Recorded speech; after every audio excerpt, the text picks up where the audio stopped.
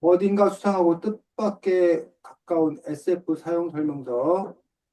자, 1등부터 시작하겠습니다.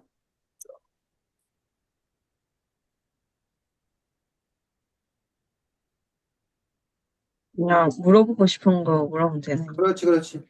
이야기 좀. 저는 얼마나 SF에 관심이 있는지를 물어보고 싶습니다. 저는 평소에 SF를 잘 안 보는 편인데, 책에 나온 대로라면 좀비 영화를 좀 좋아하는 편이기 때문에, 좀비 영화랑 마블 이런 거 좋아하기 때문에 SF 관심이 있다고 할 수 있습니다. 지석 원, 그 가장 좋아하는 장르입니다. 그래서 웬만한 소설 같은 거는 되게 그 좀 SF 소설 같은 거 많이 좋아하는 편이고 영화도 그쪽 엄청 좋아하고요. 다음에 박준희님. 저도 SF, 그냥 소설 자체를 되게 좋아해가지고, 그래가지고 SF도 좋아하고, 그, SF, 아까 말했던 것처럼 마블 같은 거, 요새는 그렇게 많이 안 보긴 하는데, 요새 마블 말고 예전 마블? 그런 것들은, 되게 자주 봐요. 윤지석 투님. 저도 좀 책을 그렇게 많이 읽진 않았는데, 그래도 읽은 것들 중에서는 SF 쪽을 좀 많이 읽은 편이라고 생각이 들고요. 또 SF 쪽이 좀 깊게 들어가거나, 아니면 좀 재밌는 게 많은 것 같고, 좀 흥미로운 것들도 많이 느낄 수 있어가지고, 전 되게 소설 중에서는 가장 좋아하는 편이라고 생각해요.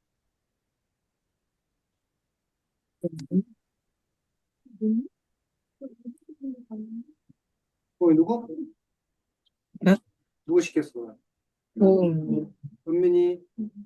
아, 저도 그냥 소설 자체를 좋아해서 그냥 SF 소설은 종종 읽는 것 같고요. 근데도 많이는 안 읽어본 것 같긴 해요.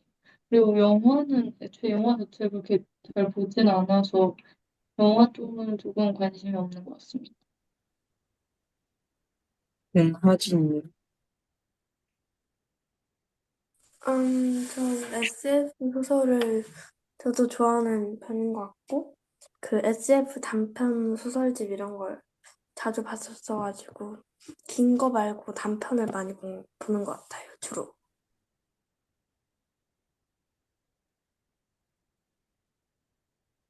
여기까지. 어머니, 마이크 꺼져 있네. 네? 아이스 중원아? 네. 중원이 SF가 뭐야? 사이언스 픽션의 약자예요. 그래서 사이언스 픽션이 뭔데? 과학을 주제로 음, 다룬 소설. 어. 자, 그러면 지석2가 생각하는 SF는 뭐야? 좀 과학이 어느 정도 과학적으로 뭔가 미래 배경이라든지 좀 신선한 과학과 조금이라도 관련 있는 주제로 좀 작성을 한 소설 아닐까요? 사실은, 지석원 뭐? 저 왜? 말하려고 한 건 아니었어요. 아, 그래? 자, 사실은 SF라는 말 자체가, 우리가 형용 모순이라고 얘기하는데, 네, S는 뭐? 아까 주원이가 말했듯이, 사이언스. 사이언스, 과학하면 가장 중요한 게 사실이잖아, 사실. 그러니까 사실을 규명하려고 하는 학문이 과학이잖아. 네, 과학적으로 사실을 밝히는 거잖아. 이게 예, 과학이다. 그럼 그거는 사실을 밝히는 거잖아. 근데 예, 그거는 뭐? 아, 사실이 SF가 아니에요. F가 픽션이야, 픽션. 네. 픽션, 허구. 액션, 허구, 네, 허구냐, 허구. 거짓일 말, 거짓. 그거는 과학과 허구의 만남이야. 그러니까 그 부분에 대해서 사실은 보면은 뭔가 앞뒤가 안 맞는 그런 부분들을 볼 수가 있는 거죠, 사실은. 그래서 우리가 이제 픽션의 반대말은 뭐야? 넌픽션이요. 논픽션이에요. 근데 논픽션류 하면 이제 우리가 말하는 소설류가 아닌 우리 흔히 말하는 그 다큐, 네, 사실을 기록한 어떤 그런 부분들 우리가 이제 논픽션이라고 얘기한단 말이에요. 그래서 과학하면 왠지 논픽션하고 어울릴 것 같은 그런 부분들을 갖고 있는데 여기서 그러면 SF류가 도대체 뭘 말하느냐라고 하는 그런 부분들에서 기본 장착은 픽션, 소설, 그 상상이 가미돼 이라는 부분이에요. 근데 그 상상이 가미되는데 거기에 무슨 요소가 결합한? 과학적인 요소요. 과학적 요소가 결합한. 과학적 요소가 결합되어서 상상의 이야기를 더 펼쳐나가는 그것들이 이제 미래과학일 수도 있는 거고 뭐 우주과학일 수도 있는 거고 뭐 기계과학 그 뭐 로봇이라든가 뭐 이런 것들이 등장하는 어떤 그런 부분일 수도 있는 거고 뭐 이런 식으로 어쨌든 그런 과학적인 사실들 그 과학적인 사실들이 결합된 이러한 작품들을 보고 이제 우리가 흔히 말하는 SF류라고 이제 이야기하는 것들을 볼 수가 있습니다. 자, 그래서 선생님 같은 경우도 개인적으로 SF류를 좋아하지 않았다. 전혀 좋아하지 않았던, 관심도 1도 없었던 그런 부분이었는데 선생님이 그 가까이 지내는 그 평론가님이 요즘에 SF류에 꽂혀갖고 SF 관련된 그런 평론을 많이 쓰다 보니까 그래서 이제 그 얘기를 갖고 옆에서 듣다 보니까 이제 이렇게 SF에 대해서 선생님도 좀 더 관심을 갖게 되고 우리나라에 이제 또 좋은 SF 그 작가들도 최근 들어서 또 많이 이제 나오게 되고 그래서 이 책 같은 경우는 어쨌든 SF 공상과학 소설이라고 하는 그 SF류의 책 장르라는 어떤 그런 부분에 대해서 전체적으로 좀 이렇게 설명해주고 있는 그런 부분을 볼 수가 있습니다. 그래서 여러분들이 어쨌든 그 독서라는 행위를 하는데 어쨌든 내가 무슨 책을 읽을 것인 건가라는 어떤 그런 부분들에서 그 나는 책을 또 어떻게 고르는가 그 책에 대한 정보는 내가 또 어떻게 받아들이는 건가? 뭐 이런 부분들이 상당히 이제 중요한 부분들인데, 이 책은 독서를 위한 독서예요. 독서를 잘하기 위한 가이드를 제공해주는 그 메타라고 그러지. 그 구체적인 그런 내용이 아니라 전체적인 어떤 그런 틀들을 이렇게 방향을 잡아주는 어떤 그러한 책으로서 뭐 가이드북 이런 성격이 또 이제 있는 이런 또 책인 것들을 볼 수가 있습니다. 그래서 워낙 책들이 많다 보니까 워낙 책들이 많다니까 그 책을 잘 읽기 위한 책이 이렇게 있는 것들을 볼 수가 있고 뭐 이런 책들의 도움을 받아서 여러분들이 그 장르에 대해서 이해하고 그 장르에 접근할 때 어떻게 접근하는 것이 더 효과적인 건가라는 부분들을 이렇게 잘 안내받는다면 여러분의 독서 생활이 좀 더 이렇게 풍요로워질 수 있다.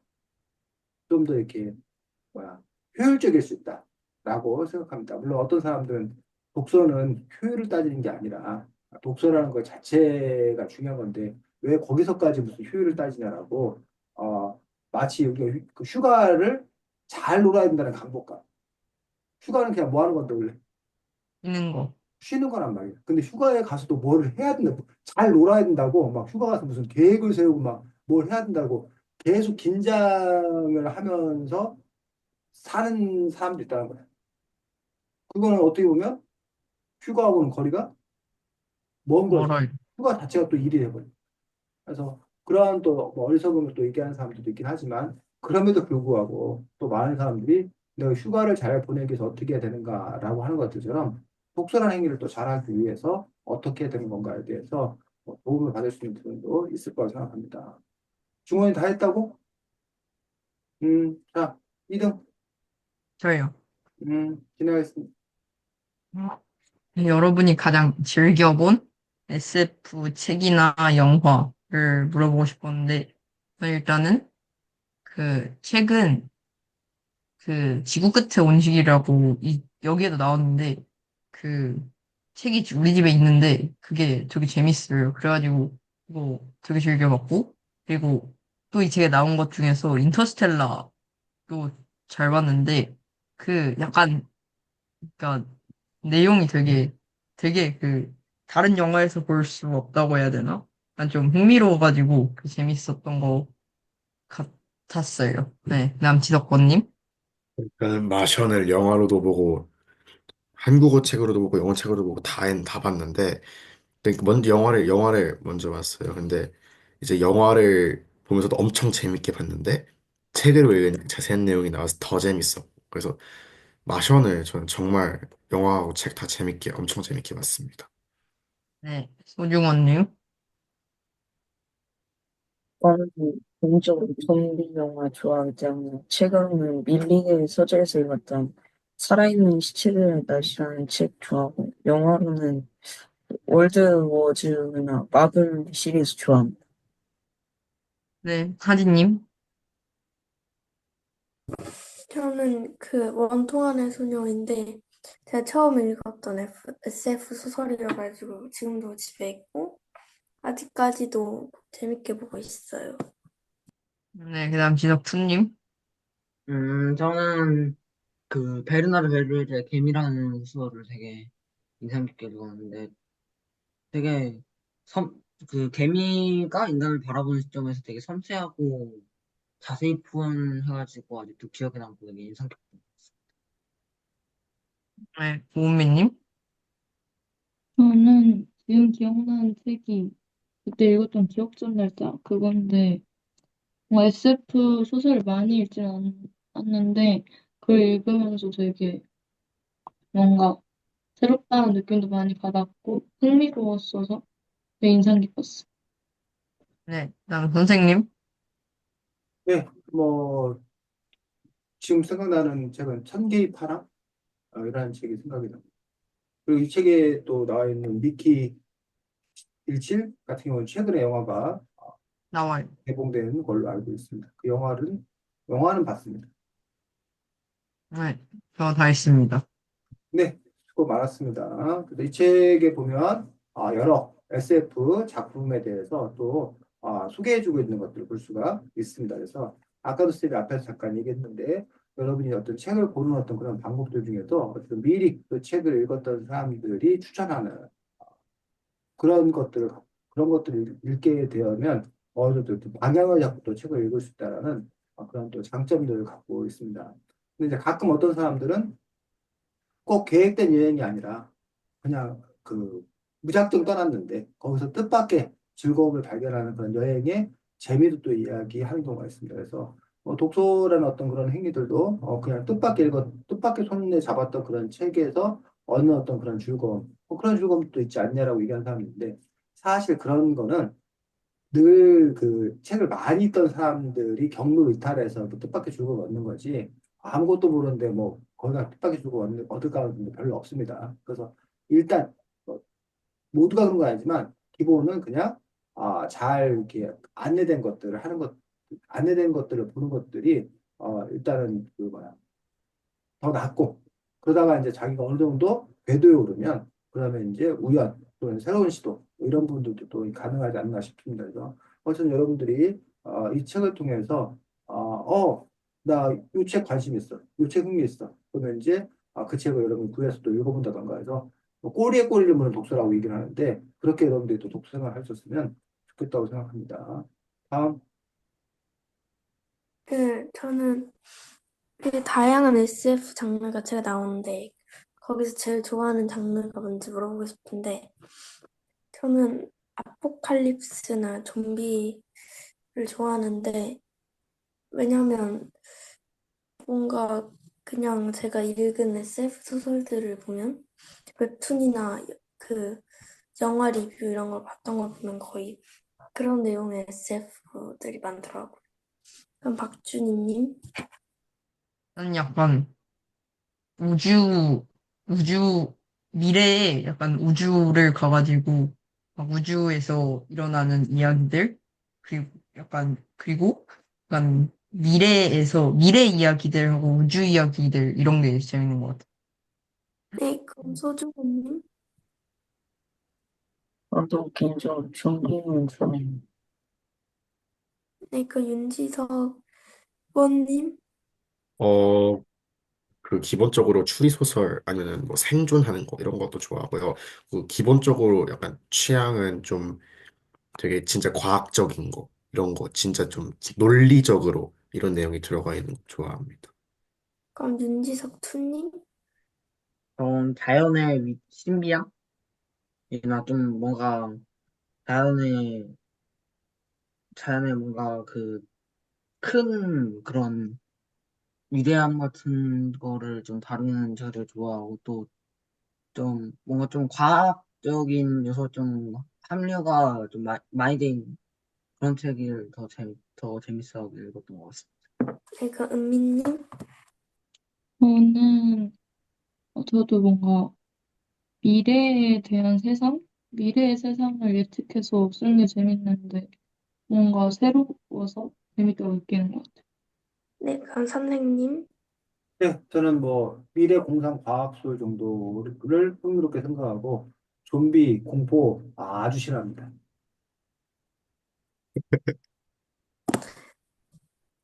네, 그 다음 질문은 그, 이 책에서 직진형 SF 독자랑 나선형 SF 독자가 나오는데, 여러분은 어떤 독자인지 물어보고 싶어요. 직진형 SF 독자는 배경은 복잡하지만 단순하고 경쾌하고 뒷이야기가 없는 걸 선호하는 편이고, 나선형 SF 독자는 배신과 정치가 난무하고 감정과 관계를 살펴야 하는 독자입니다. 저는 굳이 따지자면 나선형 독자인 것 같은데, 왜냐면 배경이 너무 복잡한 건 이해하기 어려워가지고, 오히려 SF 느낌이 살짝 옅은, 예, 살짝 범죄 스릴러 이런 거 좋아해가지고, 살짝 그런 느낌이 좋은 것 같아요. 사람들 관계가 나오거나. 박준희님? 저도 나선형인 것 같은데, 약간 그냥 직진형이면 그냥 조금 얘가 너무 뒤에 이야기가 조금 뻔하고, 그래가지고 약간 반전이 있는 그런 얘기여서 좋은 것 같아요. 음. 네, 그럼 소중언님? 저도 나선형 독자인 것 같습니다. 저는 일단 과학적으로 뭔가 깊이 들어가는 좋지 않아서 그냥 스토리만 쭉 긁고 가는 나선형 독자인 것 같습니다. 윤지석 원님? 일단은 그냥 가끔씩 이게 땡기는 게 좀 다른데, 어떨 때는 갑자기 복잡한 거 읽고 싶고 단순한 거 읽고 싶고 그럴 때가 있는데, 단순한 거는 복잡한 걸 한 번 읽으면 다음에는 진짜 너 무조건 이제 단순한 그런 내용의 이야기를 읽고 싶어지고, 단순한 걸 읽고 나면 무조건 나 좀 약간 복잡한 이런 내용의 이야기를 읽고 싶어져요. 네, 윤지석 투? 저는 전 좀, 일단 사람이 간사하기 때문에 약간 나선형을 좀 선호하는 것도 어느 정도 있고요. 우와. 또, 그리고 약간 나선형을 좀 선호하는 네, 그리고 좀 제가 그렇게 여러 종류의 책을 많이 읽진 않는데, 같은 책을 여러 번 읽는 경우가 되게 많거든요.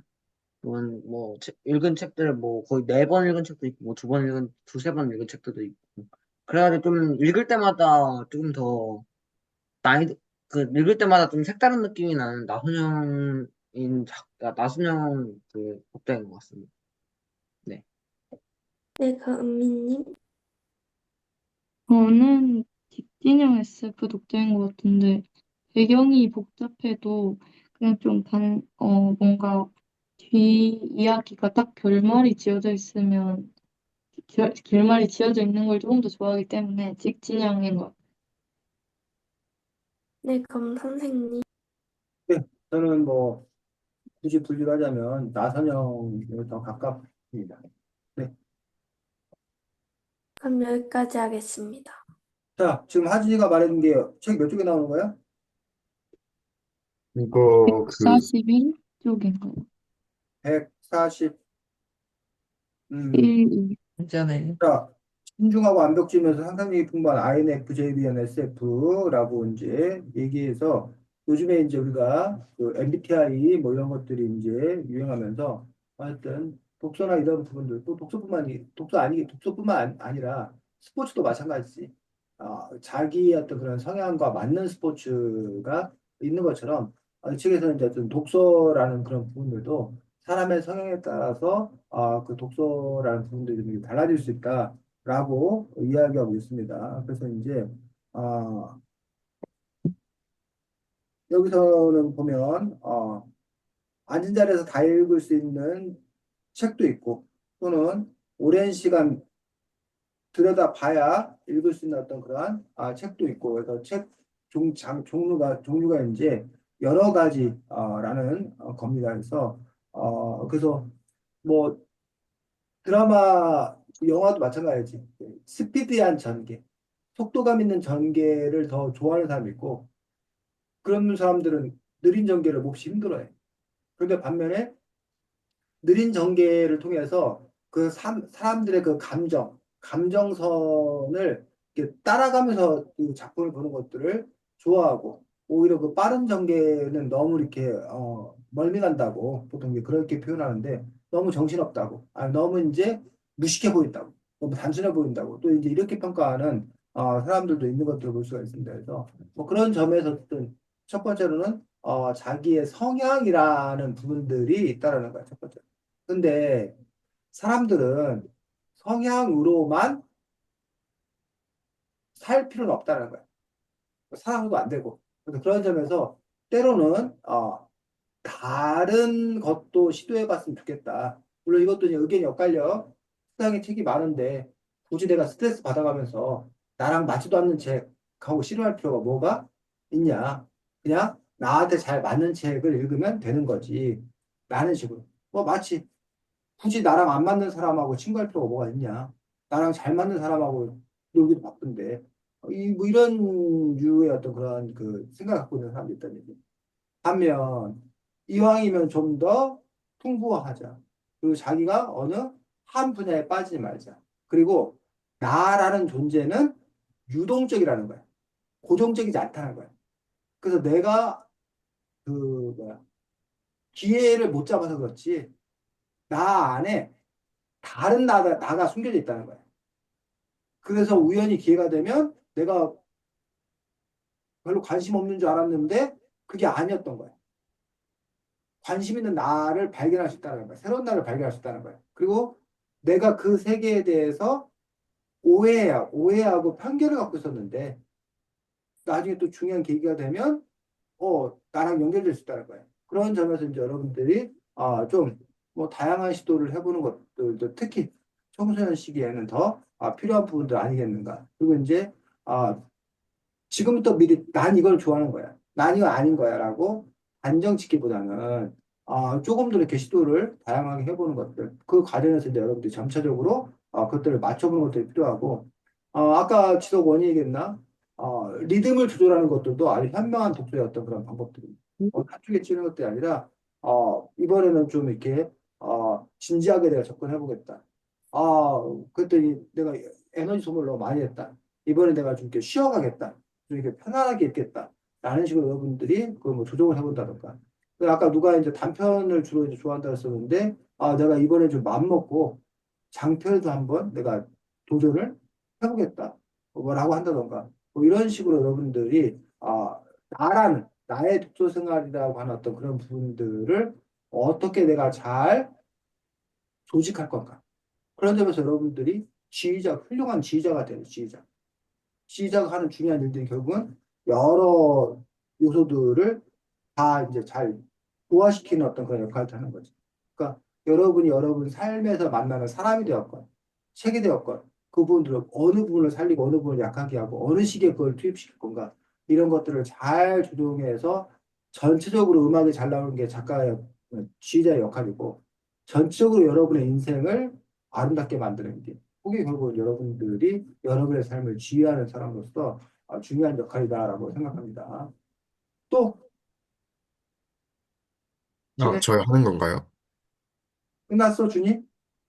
아니요, 끝났어요. 다음 하겠습니다.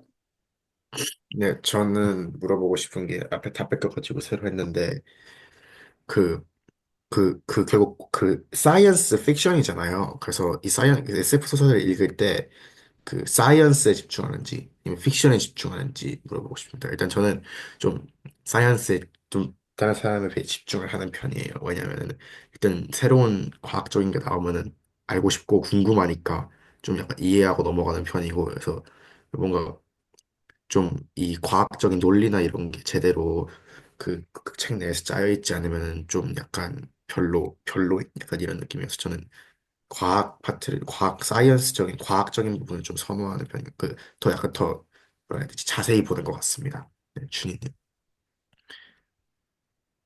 그냥 뭐 두 개 중에 뭐 하나에 뭐 딱히 그러니까 두 개 중에 하나를 뭐 딱히 신경 쓰지 않는 것도 아니고 두 개 중에 하나에 뭐 그렇게 집중하는 것도 아니고 그냥 그냥 소설의 전체적인 흐름 뭐 그렇게 그런 거를 한번 확인해 보고 그냥 과학적인 내용을 확인해 보고 뭐 딱히 집 하나를 집중해서 보는 거는 아닌 것 같아요. 네, 다음 중원.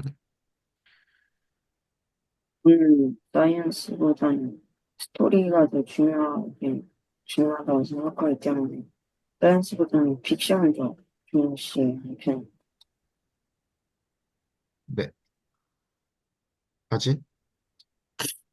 제가 과학을 별로 안 좋아하고 아, 책을 취미로 보는 건데 공부하는 것 같고 그래가지고 저는 또 픽션에 더 집중해가지고 스토리가 재밌으면 보는 것 같아요. 네, 지석. 네, 저도 지성님이랑 비슷하게 좀 과학 쪽을 좀 보면서 하는 걸 좀 재미있게 느끼는 것 같고, 제가 아까 전에도 말했다시피, 좀 책 한 권을 읽으면은 갑자기 좀 재밌으면 여러 번 읽는 편이어서, 좀 과학 지식 같은 거를 새로 알아간 다음에 읽을 때마다 느낌이 또 달라지니까 그런 책들을 좀 과학에 어느 정도 집중해서 읽는 것 같아요. 네, 은미님.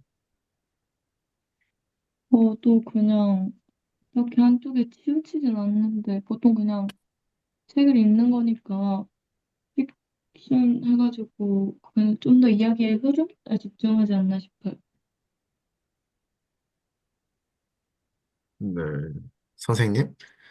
네, 그래서 여러분들이 이제 어쨌든 뭐 이렇게 그 학습 만화가 네, 있어서 학습 만화를 애들이 참 좋아하고 열심히 보는데 그래서 부모님들이 막 그거라도 읽으면 뭔가 이렇게 애들이 지식을 그렇게 쌓겠지 라는 어떤 그런 부분인데 사실 상당히 많은 아이들이 그냥 만화에만 집중하고 학습적인 사실들은 이렇게 패스하기 바쁘다라는 거야. 그래서 대부분의 사람들이 어떤 이야기를 더 좋아하고 설명을 좀 이렇게 낯설어하고 힘들어하는 것들이 그냥 보통 일반적인 어떤 그러한 상황들입니다. 그럼에도 불구하고 여러분들이 거기에 나와 있는 어떤 그런 과학 사실들을 더 이렇게 더 파고드는 그런 사람도 있다고 생각이 드는데 다만 이제 그 SF 같은 경우에 그 사람의 실력, 그 작가의 실력을 볼 수 있는 어떤 그런 부분들이 그 과학이라는 것들을 그 이야기 속에 얼마나 잘 녹여놨냐.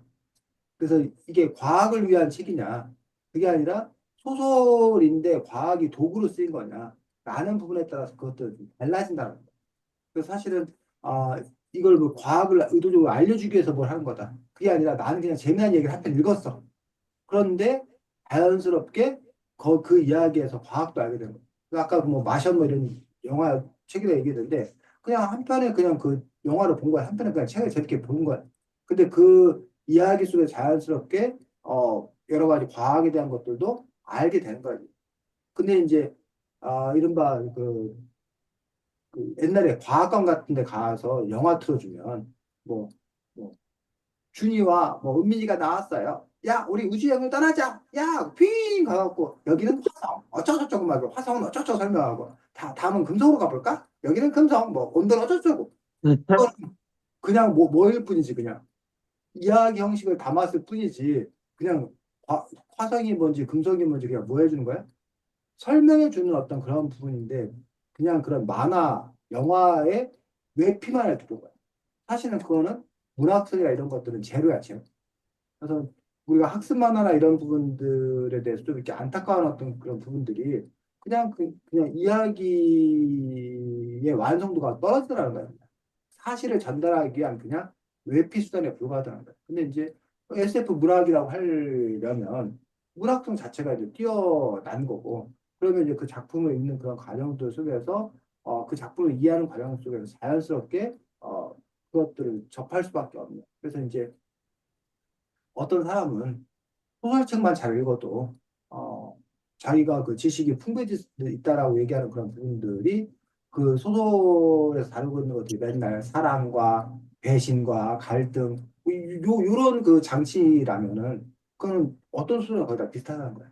근데 그 것들을 다루고 있는 어떤 그런 배경 그리고 그 배경 지식을 그 읽는 거에 습득하는 것들 이런 부분들 통해서 자신들의 어떤 그런 교양, 상식 이런 부분들이 더 높아져 갔다고 생각되는데 SF 같은 경우에 이제 그러다 보니까 자연스럽게 책을 읽다가 보면 그와 관련된 것들을 자연스럽게 알 수밖에 없는 거죠. 그래서 뭐 요즘에 우리나라 사람들이 법 공부를 열심히 하고 있잖아. 뭐 탄핵이 탄핵 이런 것 때문에 뭐 기각이 뭔지 각하가 뭔지 뭐 이런 부분들에 대해서 기각이나 각하가 뭔지 여러분 사실 뭐 수업 시간에 이렇게 배울 수 있단 말이야. 기각과 각하의 차이점을 좀. 근데 이제 그것들이 탈핵이라는 어떤 그런 국면에 있어서 일상적으로 얘기되다 보니까 그 자기도 모르게 기각이 뭔지 각하가 뭔지가 귀에 들어오는 거고 알게 되는 어떤 그런 분야인 거예요.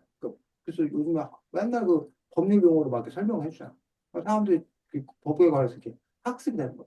또 그전에 코로나19 바이러스가 한참 일을 때는 그 바이러스에 대해서 막 한참 열심히 설명을 막 해주잖아. 질병관리본부에서 이런 데서 얘기를 해주잖아. 그러면 자연스럽게 자기가 그때 접하는 가운데에서 그와 관련 교양이 쌓이듯이 역시 이제 SF, 뉴 SF 결국은 사이언스라는 어떤 그런 거, 픽션이라는 부분인데 여러분들이 픽션을 읽어 나가는데 자연스럽게 이제 사이언스도 겸하게 되는 거예요. 그게 이제 작품성 높은 그런 책들이고 다만 이제 이렇게 그것들이 좀 이렇게 자연스럽게 녹아있지 못하고 좀 이렇게 삐걱거리는 그런 책들이 있는 거지. 그럴 경우에 이제 여러분들이 그 사람에 따라서는 과학 나오는 어떤 그런 부분들은 그냥 패스해버리고 스토리 전개만 이렇게 빠져들어서 읽는 사람도 있고 그 과학에 관한 어떤 그런 부분들도 빠짐없이 잘 체크하거나 아니면 이제 그 책을 더 잘 이해하기 위해서 그와 관련된 과학책을 더 이제 더 읽어본다거나 그런 식의 어떤 그런 독서라면 상당히 더 이제 수준이 높아지는 그런 부분들인데 결국은 우리가 책을 왜 읽느냐라는 어떤 그런 뭐 사람마다 재미를 어디서 느끼냐. 그래서 단지 그 스토리의 전개, 누굴 때리고 누구를 뭐 배신하고 누구를 없애고 그 악당을 물리치고 이런 스토리 전개에서 난 재미를 느끼느냐. 아니면 그 안에서 과학이 펼쳐지는 거에서 뭔가 새로운 것들을 아는 재미, 아는 재미라는 게 있다. 또 여러분들이 만약에 나는 뭔가를 아는 재미를 추구할 수 있다라면 그 사람은 공부할 사람이에요. 그 사람은 학자를 해도 되는 사람. 근데 안타깝게도 많은 사람들이 아는 재미를 몰라. 그냥 스토리 재밌는 걸 아는 사람들이 더 많아. 저기 똑같지. 어, 몸이 움직이는 재미를 아는 사람들이 그 사람들이 스포츠 잘하는 거야. 근데 몸 움직이는 거 재미가 하나도 없는 사람들은 스포츠가 재밌지 않지. 또 노래도 마찬가지지. 노래의 재미를 아는 사람들이 뭐 음악을 하고 뭐 노래를 하고 뭐 그런 거지. 근데 쌤 같은 경우는 노래 부르는 거 재미 하나도 없거든. 그 재미를 모르는 거야, 그냥. 그 안타까운 거지, 사실. 그래서 그런 점에서 어쨌든 자기가 뭔가 그 재미를 많이 알 수 있다라면 그 사람의 삶이 조금 더 풍요로워질 그런 삶이 될 수 있다고 생각이 들고, 그런 점에서 이제 여러분들 나는 어떤 재미를 추구하는 사람인 건가? 라는 부분들을 또 잘 볼 수 있다고 봅니다. 다음 누구요? 저요. 은민이. 우선 저도 앞에서 질문을 뺏겨서 새로 만들었는데요. SF가 사이언스 픽션이라고 정의는 나와 있지만, 그래도 여러분들은 SF를 뭐라고 생각하는지가 질문인데, 우선 저는 SF는 그냥 과학을 기반으로 한 미래를 예측하는 거라고 생각하는데, 과학과 상상력을 합쳐서 미래에 일어나는 일을 예측해서 쓰는 걸 SF라고 생각합니다. 윤지석 원님? 어, 약간 두 가지 경우가 있을 수 있다고 보는데, 그 소설 자체에 그냥 스토리 있고 그쪽에 과학을 살짝 넣은 거거나 아니면 과학 자체를 둘러싸고 거기 스토리가 이렇게 있는 이런 거라고 이렇게 두 가지 경우로 나누어서 좀 볼 수 있다고 생각을 합니다.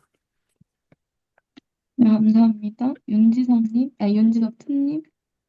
저는 그러니까 완전히 허구에, 그러니까 지금 보면은 완전 거의 말이 안 되는 거 같아도 그게 이론적으로나 뭐 논리적으로, 물론 그 논리가 현실에서 적용이 안 되는 논리일지라도 논리적으로 증명이 된다고만 하면은 그건 SF가 맞다고 생각합니다.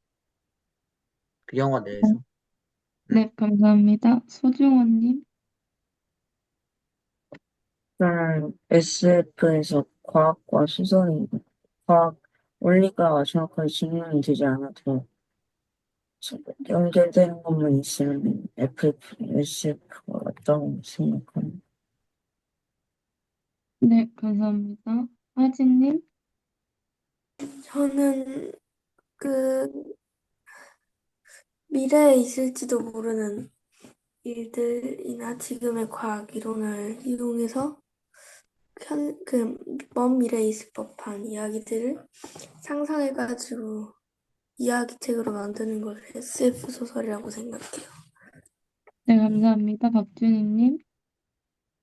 우리가 뭐 알지 못하는, 그다음에 현실에서는 이러 일어날지도 모르지만 어쨌든 일어나기가 조금 힘든 그런 이야기들을 담은 것이라고 생각해요. 네, 감사합니다. 선생님?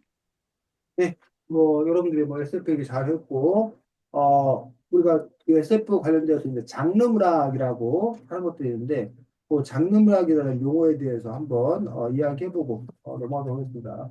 시작 59쪽.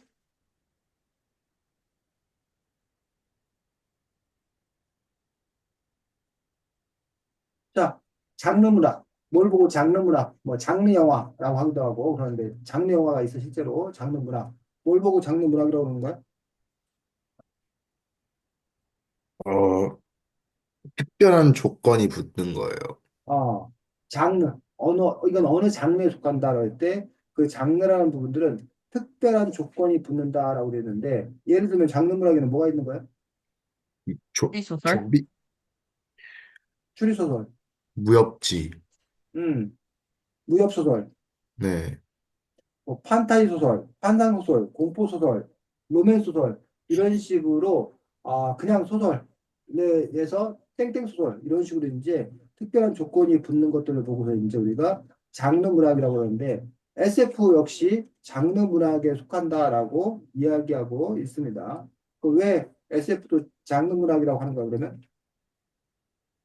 과학이라는 조건이 붙어서요. 혹시 과학이라는 조건이 붙기 때문에 그런 점에서 이제 이것들도 장르 문학이다라고 이야기하고 있습니다. 그래서 장르 문학은 기본적으로 비슷한 법칙을 따르고 비슷한 소재를 사용하는 것들 그런 것들이 이제 우리가 장르 문학이라고 이야기합니다. 그래서 장르 문학의 대척점에 있는 게 60쪽 뭐라고? 순수문학. 보통 이제 우리가 네. 순수문학이라고 이야기합니다. 근데 사실 이제 우리가 순수문학이 존재하는 건가라고 얘기하기도 하고, 요 것들이 이제 우리가 장르문학의 대책점에 순수문학인데 사실 순수문학의 대책점에 장르문학만 있는 게 아니라 현실 문학, 그러니까 현 사회의 상황을 반영해서 어떠한 계몽, 의식, 의식화 이런 목적으로 쓰여지는 그런 소설류가 있다는 거예요. 근데 그거에 비해서 인간의 본질적인 아름다움, 인간의 본질에 대한 어떤 그런 탐구, 이런 것들을 소재로 해서 목적으로 해서 쓴다라면 그것도 이제 우리가 보통 수수문학이다라고 얘기하는 부분들도 있습니다. 그래서 또 이제 여기 보면 그러다 보니까 이제 장르문학이라던가 아까 이런 실천문학 뭐 이런 것들에 대해서 예술적인 가치가 떨어진다. 아까 말했던 인간의 본질 이런 거를 추구하는 그 순수문학이어야 된다라는 쪽에서는 이제 장르문학이나 이런 것들에 대해서 조금 이렇게 뭐야 어, 그 인간의 흥미만을 자극하는 뭐 이런 거와 이렇게 등치시켜서 생각했다. 같게 생각했던 그런 부분이 있다는 거야. 그런데 이제 아까도 선생님 그런 얘기를 장르 문학에서 뛰어난 문학성을 선보이는 그런 사람들, 뛰어난 그 작가들이 나오기 시작하면서 장르 문학도 어쨌든 문학성을 갖춘 그런 작품으로서 인정받기 시작하는 그런 부분이 있었고 그러다 보니까 이제 장르 문학이라는 것 자체가 이제 팬들도 더 많이 늘어나고 그러면서 이제 더 그 두각을 나타내는 상황 이것들을 볼 수가 있습니다. 자, 그 다음에 용어 이야기 나온 김에 하나 용어 더 짚고 다음 수 넘어가도록 하겠습니다. 그래서 이 책에 보면 앤솔로지라는 말이 나오거든. 네, 앤솔로지 뭐예요? 책에서 앤솔로지 엔솔러지요? 랜솔로지요? 앤솔로지 제목 중에 아예 단편과 앤솔로지라고 되어 있지. 80쪽? 아, 아, 70. 그 약간 그 모음집 같은 거. 아, 아, 모음집이야. 아, 근데 아, 모음집인데 그냥 모음집. 그냥 갖다 모으면 앤솔로지가 아니고. 그, 아, 주제 아니면 비슷한 거. 음, 주제를 주어주고 그 주제에 대해서 여러 작가가 쓴 단편들을 모아놓은 작품집. 이걸 보고 뭐라 그런다? 앤솔로지라고 한다는 거야, 앤솔로지라고. 네. 예를 들면 여러분들에게 미래 과학에 솔러지. 관한 이야기를 써라. 그래서 준이도 한 편 쓰고, 중원이도 한 편 쓰고, 뭐 하디도 쓰고, 이걸 모아놓았다면 그것들을 이제 우리가 앤솔로지라고 이야기하는 것들을 볼 수가 있습니다. 자, 그래서 뭐 여러분들이 지금 사실 우리가 뭘 안다라고 하는 것들은 결국은 그 용어를 제대로 잘 이해한다라는 그런 부분들과 또 이렇게 관계되기 때문에 장르 문학이 뭔지 앤솔로지가 뭔지 또 이 책을 읽었을 때 여러분들이 그런 용어 정도는 또 알아두면 좋겠습니다. 다음, 아, 진행해. 네, 저 같은 경우에는 일단은 이 책에 되게 여러 그 도서들이 소개가 되잖아요. 그 소개된 도서 중에서 자기 인상 깊게 좀 생각됐던 도서랑, 그리고 도서를, 네, 그러니까 읽고 싶은 도서에 대해서 한번 얘기해보는 시간을 갖겠습니다. 네. 저 같은 경우에는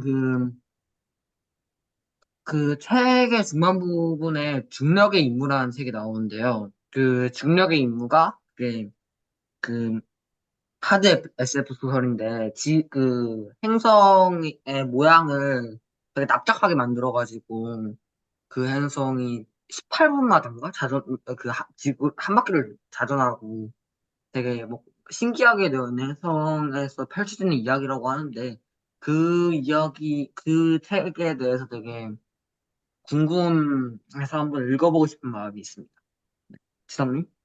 네, 저는 여기 프로젝트 헤일맨이라고 하는 책이 나오는데, 제가 애초에 이 책을 쓴 작가인 앤디 위어가 아까 말한 마션을 쓴 작가여서, 앤디 위어 작가 엄청 좋아하거든요. 그래서 이 사람이 쓴 책이고, 그리고 집에도 또 있어가지고 한번 읽어보고 싶었습니다, 되게. 그래서 프로젝트 헤일맨 이 책이 좀 기억에 남아요. 네, 하진님? 소용돌이에 다가가지 말고이라는 책인데 아포칼립스의 그 살짝 네, 전쟁 느낌이어가지고 지루하지 않을 것 같아서 한번 읽어보고 싶어요. 네, 은미님? 저는 이거 별을 위한 시간인데 이거 뭔가 시간에 관련해서 이 썬데이가 텔레파시를 통해서 한다는 게 주제, 주제 자체도 되게 신박하고 흥미로워서 한번 읽어보고 싶어요. 네. 주인님? 이거 미키칠 영화 말고 책으로 한번 읽어보면 영화랑은 약간 다른 느낌일 것 같아가지고 이거 한번 읽어보고 싶어요. 네. 수성원님? 지금 끝에 음식이라는 책을 읽어보고 싶은 거예요. 되게 많이 알려진 책인데 읽어본 적이 없고, 그리고 살짝 생존 서바이벌 그런 느낌이라서 제가 재난 장르 좀 좋아하고 그래서 한번 꼭 읽어보고 싶습니다. 네, 선생님. 네, 뭐 여러분들 그 클라라와 태양이라는 책을 읽어봤는지 모르겠는데, 뭐 어렸을 때 이제 읽는 그런 책들이 있기도 하고, 클라라 태양이 어쨌든 그 SF에서 상당히 또 중요한 또 이렇게 미래 그 관련해서 중요한 게 또 이렇게 거론되는 작품이어서 기회 되면 그 작품들을 한번 읽어봤으면 좋겠다라고 생각합니다. 그래서 아까도 쌤이 얘기했었지 해서 이런 독서의 어떤 그런 방법들 중에 하나가 책에서 나오는 책을 또 찾아서 읽어보는. 그래서 그런 식으로 이제 이렇게 꼬리에 꼬리를 물었던 그런 독서들도 좋은 독서의 방법들 중에 하나고 이렇게 가이드가 되어 있는 그런 유의 책들을 통해서 그 분야, 그 역사 분야에 관련된 어떤 그런 책들이 소개되는 책을 통해서 읽고 뭐또 다른 분야를 또 정리된 것들 통해서 또 읽고 그런 식으로 이렇게 접근하는 것들도 여러분들의 독서 방법들 중에 하나입니다. 그래서 사실 여러분이 나중에 이제 뭐 대학교를 가고 특히 이제 대학원을 간다라고 하는 경우에 대학원의 지도 교수님이 하는 가장 중요한 일이 뭐냐? 커리큘럼을 짜주는 거예요. 그러니까 그 분야가 너무 뭘 어디서부터 어떻게 공부해야 될지 모르는 거예요. 그럴 때 이제 그 지도 교수님이 너 이거부터 한번 읽어봐. 이런 순서로 가면 돼. 라고 이렇게 잘 안내를 해줘요. 안내. 그래서 우리가 마치 이제 산에 올라갈 때 그냥 아무 거 없이 그냥 올라가는 것이 아니라 등산로에 대한 어떤 그런 정보가 있거나 등산도가 있거나 아니면 이미 그 산에 갔다 온 사람들이 이렇게 하는 거다라고 어디 어디 코스로 가라라고 알려주면 훨씬 더 안전하게 잘 다녀올 수 있는 거죠. 그리고 뭘 즐겨야 될 포인트를 정확히 알 수 있는 거죠. 뭐 그런 것들이 바로 이런 류의 책들이고 특히 이 책은 이제 SF에 관해서 이제 우리들에게 안내서 그런 부분들이기 때문에 이 책의 그서 안내된 그런 내용들을 여러분들이 바탕으로 SF들에 대해서 본격적으로 접하는 것도 하나의 방법이 되고 뭐 그게 제일 좋고 근데 이제 뭐 시간 관계상이나 어떤 자기가 관심이 별로 없는 경우에는 그냥 아 이쪽 분야는 이런 거구나라는 어떤 커다란 틀 뭐 이런 정도를 여러분들이 알고서 그냥 다른 분야 내가 더 관심 있는 분야로 가는 것들도 가능하죠. 왜냐면 어차피 우리 인간의 시간은 유한하기 때문에 그 시간에 모든 걸 다 할 수는 없다는 거예요. 그러면 어느 분야는 그냥 대략적인 스케치만 아는 거고 또 어떤 분야는 더 파고들어서 더 세밀하게 그림을 그려나가는 거고 그런 것들을 주동을 잘하는 것들이 여러분에게 필요하다고 생각합니다. 다음 누구예요? 다음 거야 지속투? 아니, 저 하나 나왔어요. 해요.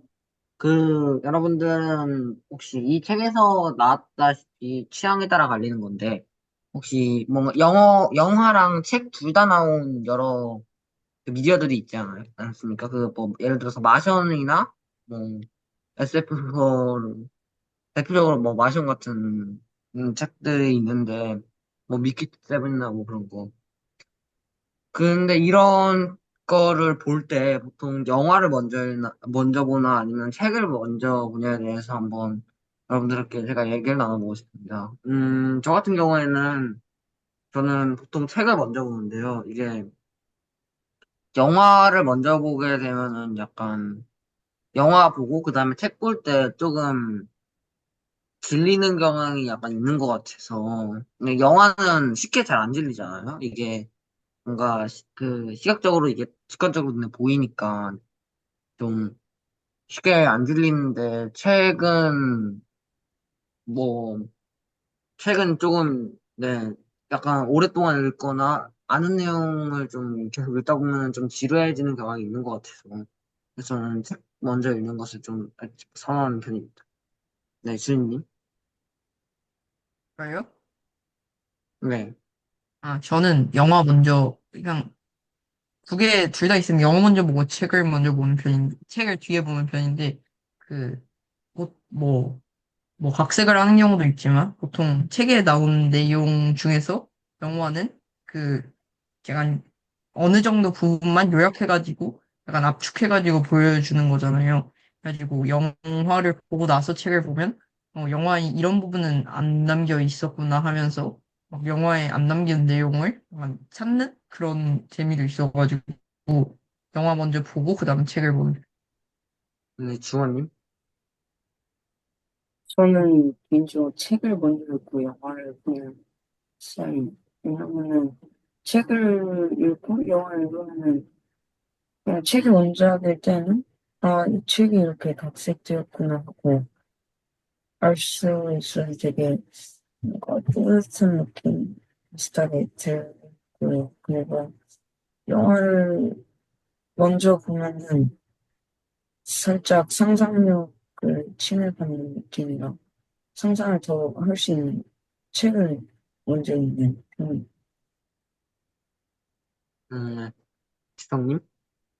저는 뭐야, 굳이 SF가 아니더라도 해리포터나 아니면은 듄 이런 것도 다 마션 이런 거 다 책 보고 영화도 봤는데 이제 결국 영화랑 책을 비교해 보자면 분량의 차이 때문에 분량에 이제 제한이 있잖아요. 그래서 영화가 디테일적인 부분에서 굉장히 많이 떨어져요.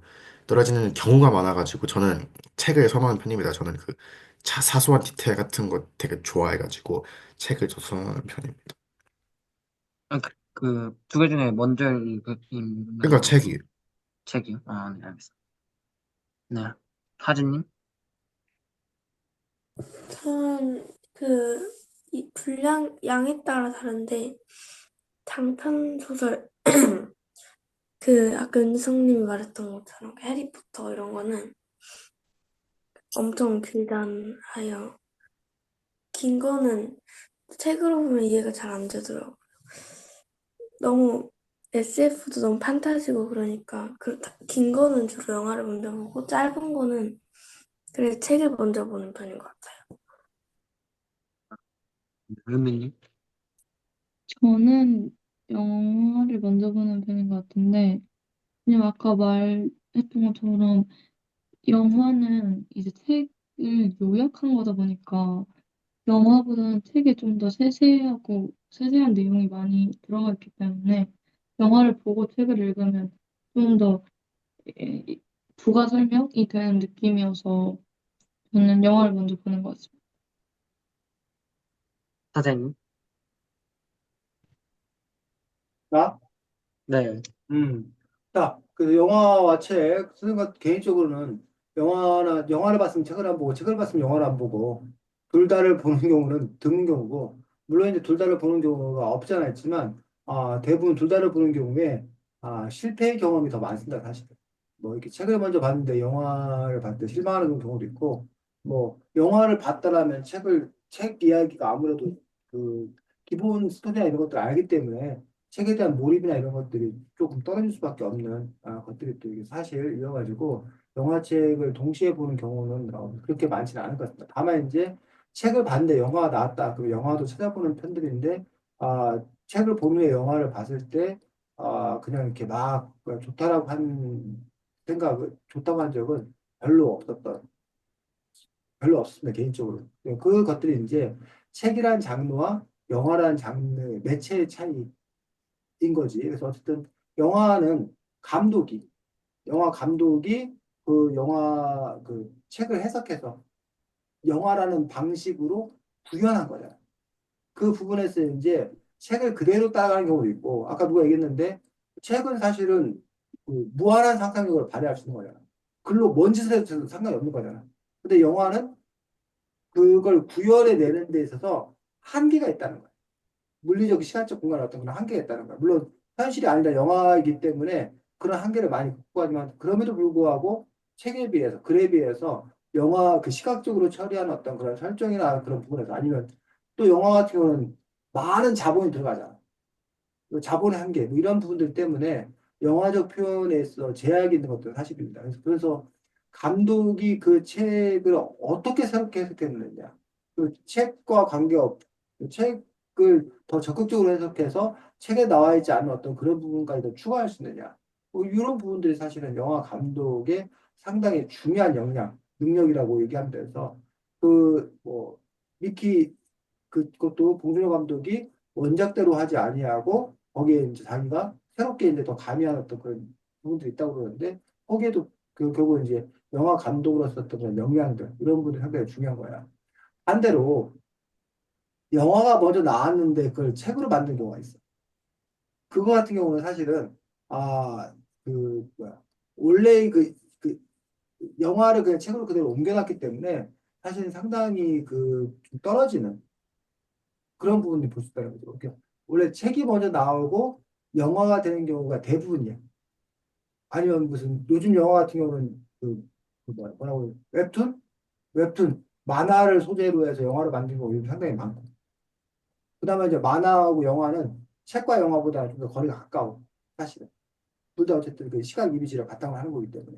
근데 어쨌든 근데 이제 영화가 인기를 끌다 보니까 원래 책이 없었는데 시나리오가 제일 먼저서 영화를 만들었는데 그거를 이제 책으로 이제 급하게 만들어서 출판사에서 마케팅 차원에서 이게 책으로 만들어서 하는 경우가 있는데 그거 같은 경우는 사실은 아, 그 문학 작품 그 자체로서의 어떤 그런 수준 뭐 이런 것들이 상대적으로 좀 이렇게 못 미치는 것들을 볼 수 있어서 그 부분도 여러분들이 한번 좀 봐야 돼. 그 책이 원작 책인가 원소스인가 아니면 그냥 영화가 인기 있으니까 그 영화를 책으로 만든 경우인 건가 그 부분도 여러분들이 좀 이렇게 살펴볼 필요는 있다라고 봅니다. 그래서 그리고 아까 중간중간 얘기했는데 영화라는 매체는 어떠한 특징을 가지고 있는 건가 그 부분도 봐야 되고 아까 누가 이제 영화를 먼저 본 다음에 책을 보면 좋다라고 한 부분에서 그게 맞는 얘기예요. 책이 길고 어려우면 자기가 머릿속에 정리가 안 되는데 영화를 한번 보고 나면 어느 정도 자기가 그거에 대한 배경식이 형성된 거고 그 배경식이 형성된 다음에 책을 읽게 되면 아무래도 책 내용이 더 술술 쉽게 들어오는 거지. 즉 한마디로 에너지를 덜 쓴다는 거야. 아까 지석이 틀렸나? 책을 여러 번 같은 책을 여러 번 읽었는데 응. 처음 에너지 쏟을 때하고 두 번, 세 번 할 때 오히려 두 번, 세 번 읽을 때 에너지를 덜 쏟아. 그리고 대신 더 생각을 더 많이 할 수 있어. 인간의 에너지가 어쨌든 정해져 있는 그런 부분에서. 그런 점에서 어쨌든 영화를 먼저 봐서 기본 배경식을 깔아놓고 그다음에 책을 읽는 것들도 그 책이 좀 이렇게 어려운 책이었을 경우에 그것도 좋은 전략일 수 있습니다. 근데 이제 다만 이제 더 이제 독서주의 높은 사람은 영화 감독이 이미 해석을 해놓은 거야. 근데 그 해석을 듣고 내가 원작을 보면 내 눈으로 보기가 힘들었다. 그러니까 뭐 하진이가 소개팅을 나가는데 소개팅 보는 남자에게 남자를 그냥 봤을 때와 은민이가 야 나 걔랑 소개팅 했었거든. 근데 걔 완전히 뭐 대매너야 어쩌고 막 정보를 막 준단 말이야. 그러면 이제 하진이 같은 경우에는 그런 정보를 받게 되면 그 사람에 대해서 잘 알 수 있어서 좋다고 할 수 있지만 선입견이야 선입견. 선입견을 갖게 되기 때문에 하진의 눈으로 그 소개팅 남을 바라보는 게 아니라 은민이라는 필터를 갖고 그 인물을 바라보기 때문에 그 인물에 대한 어떤 자기만의 어떤 그런 평가들 그게 쉽지는 않다는 거예요. 그래서 이제 이게 정보가 되느냐 아니면 편견이 되느냐 이게 사실 분간이 잘 안 돼 솔직히 말하면 어떤 상황에는 정보가 되어서 잘 이해하는 데 도움이 되는데 어떤 순간에 그때 정보로 작용하는 게 아니라 편견으로 작용해서 그 자체를 즐기는데 오히려 걸림돌이 되는 어떤 그런 경우도 있다는 거죠. 그래서 그런 점에서 여러분들이 또 자기는 어떠한 성향인가 이런 부분들도 잘 볼 필요가 있다고 봅니다. 음, 바이크 속도? 네. 그다음 누구예요? 이상입니다. 누구? 다 다 했어. 했어? 다 끝났어요. 했어요. 네, 다 다 했어요. 했어? 그래. 자, 그래서 여러분들이 이 책, 을 봤는데, 자, 여기 30초 보겠습니다.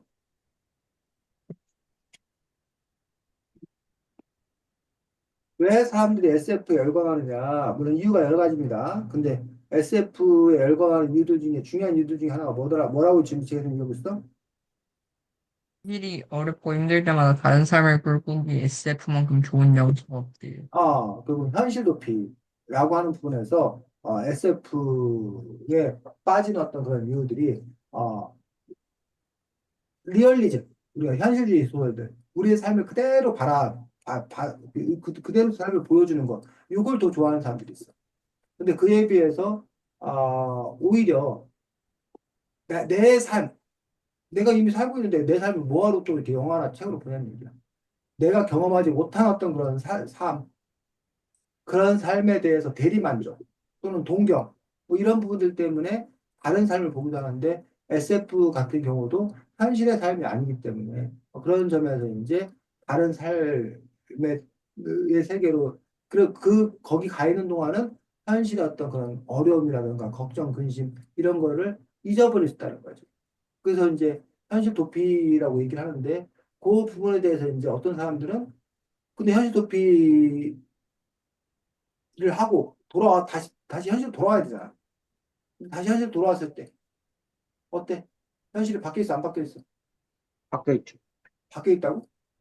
네? 바뀌어 있죠. 너가 SF 소설 읽고 보면 현실이 바뀌어 있어? 아니요, 아니요. 너가 내일 모레 당장 시험 봐야 돼서 시험 공부해야 되는데 막 짜증나고 막 스트레스 엄청 받는데 SF 소설 막 재밌게 키키 읽는 동안에는 시험 걱정 없이 막 재밌잖아. 근데 그 SF 소설 다 끝나고 우리가 왔을 때 역시 눈앞에 있는 중간고사는 여전히 뭐라는 거야? 더 다가와서 더 공포감 더 커진다는 거지. 어, 네. 그런 점에 있어서 어쨌든 현실 도피 이런 부분들이 문제다라고 이제 얘기하는 사람들도 있다는 거야. 하지만 이 책에는 좋은 현실 도피도 있다라고 주장하고 있어. 거기 한번 누가 읽어줄까? 좋은 현실 도피란 이런 느낌이야. 자기 앞에 주어진 것들을 해나가고 있지만 의미를 찾을 수는 없을 때, 기계처럼 공부하지만 앞으로 무엇을 해야 할지 조금은 막막할 때, 다른 사람들은 앞으로 나아가고 있는 것 같은데 나만 뒤처지는 느낌이 들 때, 잘하고 있으니 잠시 쉬고 싶을 때, 이런 현실에서 도피하는 것, 나만의 상상의 세계로 도피하는 것이 가장 좋아. 나를 책에서는 결국은 현실이 너무 어렵거든. 그 어려운 현실에서 계속 스트레스 받고 하고 있지 말고 잠시 도피해서 쉼, 여유, 호흡 가다듬기 이런 거로서의 어떤 그런 SF가 갖는 의미가 있다라고 얘기를 하는 거예요. 그래서 여기는 SF의 도움을 받는 거야. 새로운 세상을 하나 만들어 놓았으니 우린 거기 들어가서 마음대로 돌아다니며 사람들을 잘 관찰하고 그들의 마음을 살피는 거지. 그런 부분에 있어서 SF 소설이 가치가 있다, 의미가 있다. 이렇게 이 책에서는 이제 주장을 하는 것들. 그래서 현실을 살아갈 수 있는 힘을 얻을 수 있다. 그렇기 때문에 잠시 다른 곳에 가 있는 것들이 결코 나쁘지 않다. 그래서 아까 선생님은 그 앞에서는 뭐라고 했어? 거기 갔다 오면 현실은 똑같지 않냐? 그러니까 현실과 네가 맞서 싸워야지. 왜 비겁하게 도망가냐? 도망가서 안 된다라고 부정적으로 얘기하는 거야. 근데 이 저자는 그게 도망가는 게 아니라 거기 가서 잠시 쉬고 힘을 얻어서 다시 현실로 돌아와서 맞서 싸울 수 있다. 그러니 그런 현실 도피도 필요하다. 긍정적이다. 라고 이 책에서는 또 이렇게 주장하고 있는 거란 말이에요. 그 부분에서 여러분들은 과연 어떤 것들이 더 설득력 있게 보이느냐라는 것들을 볼 필요가 있다는 거지. 34쪽. 또 SF 문학의 기능 중에 하나는 뭐라는 거야? 현실 실험실이에요. 이게 무슨 말이에요? 현실 실험실이라는 거예요. 그 하기 어려운 거를 음, 위조했다가 약간 시뮬레이션 돌려보는 아니요. 그렇지. 그래서, 그래서 실제로 거의 모든 게 그래. 잠수함 이야기가 훨씬 먼저 나온 거야. 동화 속에서, 소설 속에서. 그 나중에 그 잠수함이 뭐야? 현실화 되는 거야. 그래서, 그렇기 때문에 여기서는 지금 그 표현을, 현실 실험실이다. 즉, 과학자들이 뭘 만들어야 되는데, 뭘 만들 건가라는 부분들에서 바로 그 SF에서 펼쳐지는 그런 과학적 상상력, 이런 것들이 나중에 현실로 바뀔 수 있다. 현실화될 수 있다. 그 부분에 대해서 이야기하고 있습니다. 자,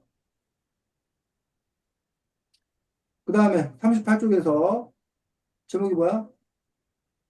18주. 과학은 그렇게 중요하지 않아. 중요하지 않아? 지도공부 과학이 중요하다고 했는데 이 저자는 그래서 과학이 중요하다고 생각하게 되면 과학을 별로 잘 안 좋아하는 사람들, 과학이 어려운 사람들은 SF에 그러면 접근하기 힘들다는 거야. 그러니까 이 사람은 아니야, 과학 몰라도 SF 너가 얼마든지 즐길 수 있어. 라는 식으로 이제 위로하는 거야, 위로. 그리고 유인하는 거야. 그 부분들 볼 수가 있는데, 40쪽 보겠습니다. 40쪽의 셋째 줄. 누가 책 찾은 사람 읽어볼까? 40쪽, 40. 우린 새로운 시선으로 세상을 바라보는 세계에 들어가는 거야. 모든 건 알 수는 없어. 그 세상이 과학과 조금 많이 연결돼 있을 뿐이야. 과학적 요소를 넘어가면서 읽을 때는 어떻게 해야 하는지는 이 장에서 더 설명할게.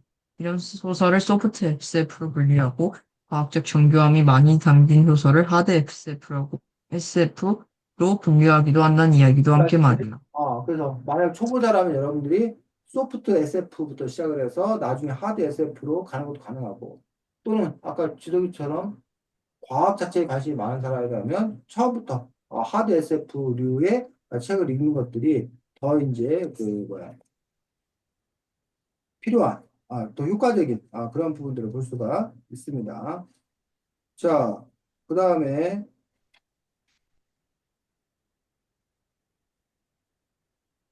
그 그 다음부터는 이제 SF류의 어떤 그 다양성인데 공포소설 그 자체가 SF는 아니라는 거예요.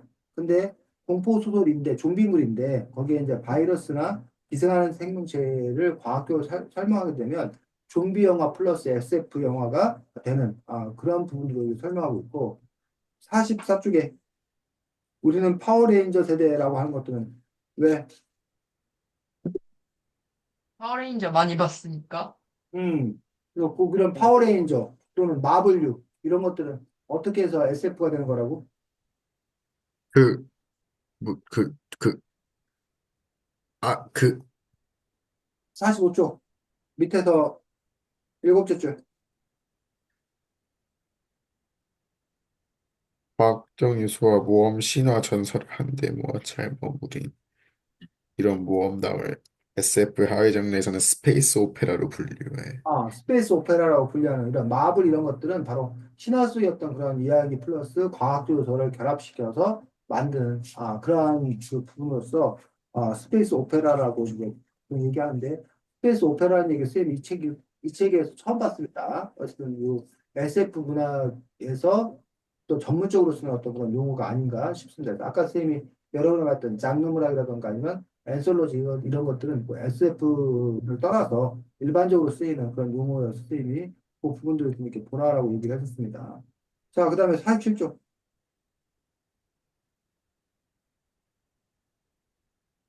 거기 읽어보겠습니다. 첫 줄부터. 47쪽. 1쪽부터 아, 47쪽 위에부터. 세계 40, 안에서 맞아. 세계 안에서 온 힘을 다해 싸운다고. 스페이스 오페라 작품 중에는 제국주의적 역사가 담긴 작품이 많기 때문에 역사적 시각을 갖게 해줄 수도 있다고. 말이야. 수- 제국주의적 역사가 담긴 작품이 많다는 게 뭔 말이야? 왜 하필 스페이스 오페라 작품 중에 이런 제국주의적 역사가 담긴 작품이 많아? 네, 정복하니까. 정복하니까. 아, 그래서 그리고 대부분이 이게 헐리우드 자본을 바탕으로 하다 보니까 대부분이 그 네. 마블은 누가 저기라는 거야? 미국. 미국이 결국은 악당들을 물리치고 네. 지구를 구한다라고 하면서 어쨌든 그 미국적 시각을 갖고 얘기를 하고 그 부분에서 이제 적을 누구로 설정하고 있는 건가라고 하는 부분에서 그 적들이 무슨 이슬람이라던가 아니면 뭐 북한이라던가 뭐 중국이라던가 이런 식으로 러시아라던가 이런 식으로 미국 자기들의 안보에 위협이 되는 나라를 적으로 해놨는데 아무리 우리가 그 작품을 볼 때는 주인공의 시각에서 이 작품을 보다 보니까 우리도 모르게 이제 미국적인 어떤 그런 시각들을 갖고 그 작품을 바라보게 된다는 이 세계관을 형성하게 된다는 그런 우려도 있다라고 이야기하고 있습니다. 자, 그 다음에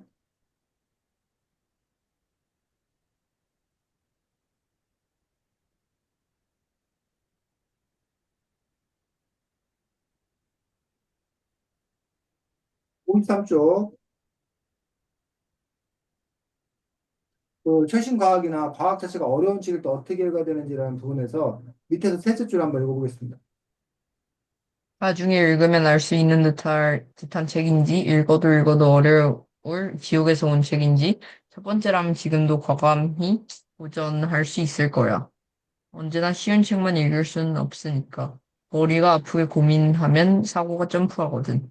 하지만 두 번째라면 과감하게 포기해도 괜찮아. 재미있는 책은 얼마나 있고 도약하다 보면 도전하는 폭이 늘어날 거니까. 어, 그 부분에 있어서 여기 보면 나중에 읽으면 알 수 있을 듯한 책인지라고 라는 것들은 내가 조금만 노력하면 내가 조금만 신경 쓰면 읽을 수 있는 수준이라니까. 그럼 그건 도전이 필요하다고 지금 얘기하는 거예요. 반면 이건 읽어도 내가 도저히 알 수 없는 거다 라고 한다면 그래도 내가 책을 붙잡아서 끝까지 읽어야지 라는 그런 도덕적인 그런 강박관념을 가질 필요가 없다는 거야. 이따가 봐서 너무 어려우면 뭐 하라는 거야? 때려치라는 거야. 포기하라는 거야. 그래서 그렇다고 해서 여러분들이 너무 이제 솔솔 읽히는 책만 읽어서는 여러분의 수준이 안 올라가. 그래서 이제 우리가 보통 이제 반발짝만 앞서야 된다라고. 반발짝. 어떤 도전 과제 할 때 내가 할 듯 말 듯 할 수 있는 거야. 내가 이미 잘하는 건 도전 과제가 아니야. 내가 하기에는 조금 벅찬 거야. 그게 도전 과제인 거야. 근데 이건 너무 어려운 거야. 이건 도전 과제 아니야. 이건 포기해야 될 거야. 그런 것들을 잘 여러분들이 그 조종하는 것들, 그잘 선택하는 것들, 이것들이 사실 상당히 또 이제 중요한 능력인 것들을 볼 수가 있습니다.